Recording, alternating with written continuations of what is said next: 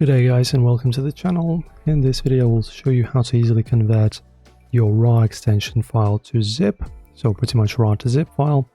So it's actually pretty easy to do within the WinRAR application. You can just go ahead and download it. It's free, just type in WinRAR, okay, and just go to download and download it for your operating system. After that, just open up your archive that you wish to convert.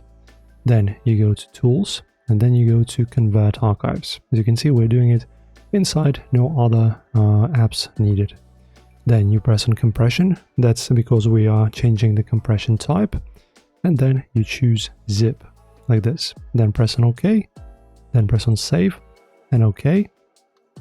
Now as you can see, it's converted.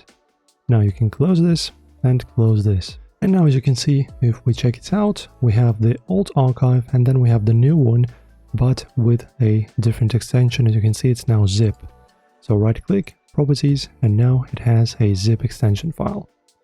That's it guys, you're done and good to go. Enjoy. If this video helped you, don't forget to like and subscribe.